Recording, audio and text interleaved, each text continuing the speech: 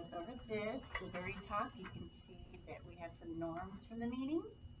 Through this meeting, I want you to follow the meeting norms, minimize sidebar conversations, and make sure your cell phones are turned off or silenced, please. Good evening. I am Rachel Swartz. No, kidding. Y'all don't know me by now. I'm Carrie Wren. We're going to go over a survey that I conducted throughout this district. But for some reason, nobody wanted to fill it out completely, so I only had like just a few people answer questions. But it's okay. We'll get through this and let's talk about how we can make school, this district, this place that we work, our family, work life a little bit stronger to help out the future.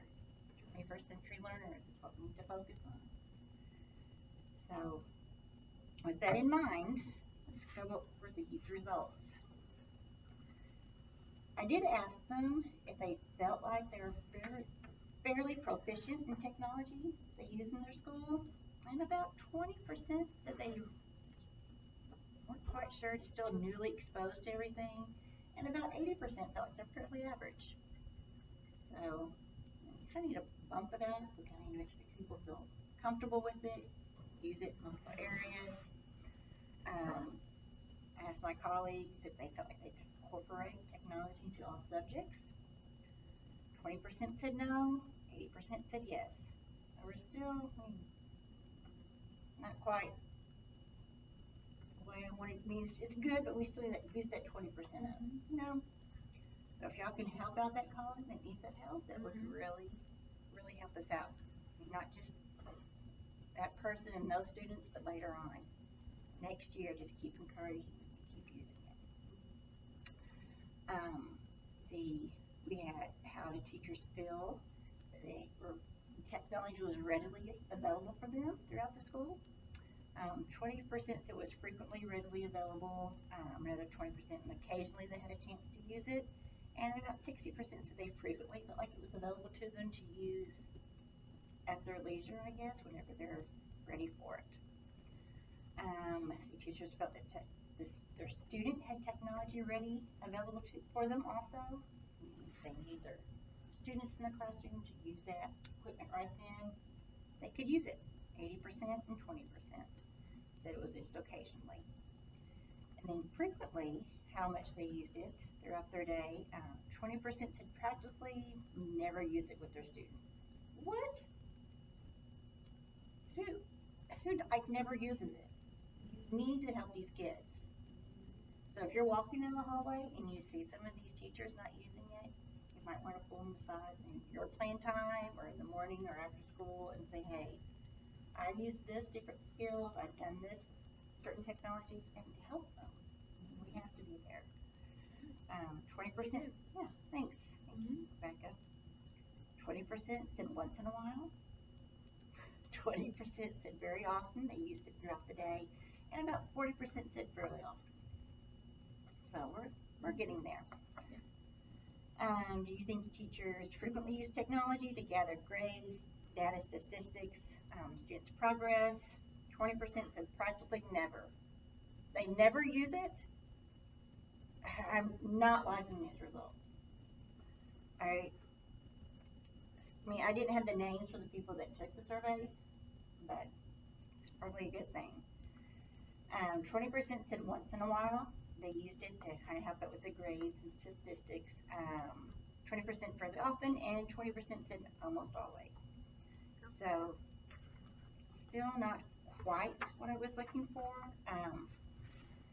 Then we rated, like teachers said, like how much their students actually use it also. We said like 80%, but if they're not using it that often, we said 80% of the students are able to use it, but then they said throughout the day that it's only 40%, so they use it fairly often. So, I mean, it's not really...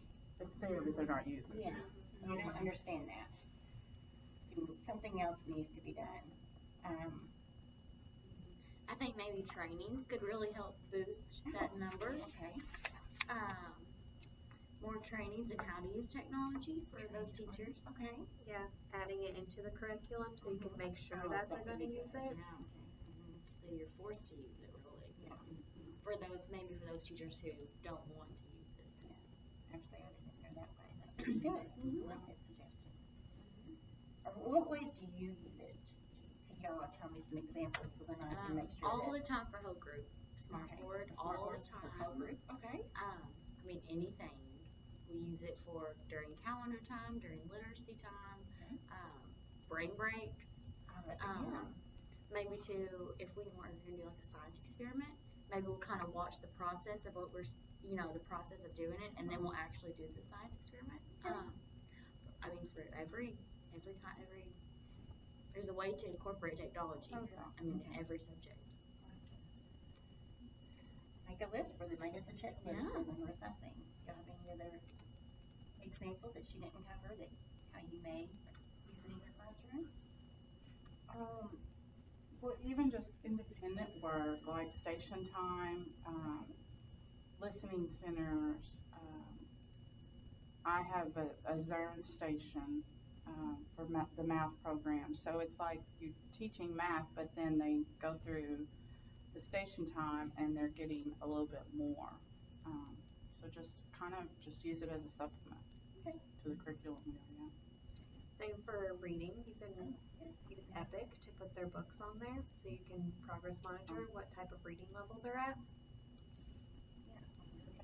Covering math, you're covering science, you're covering reading, you're covering your independent time, and they have the stations and go around and work on other things. And we taking turns with their social skills. And so there's lots of areas. Okay.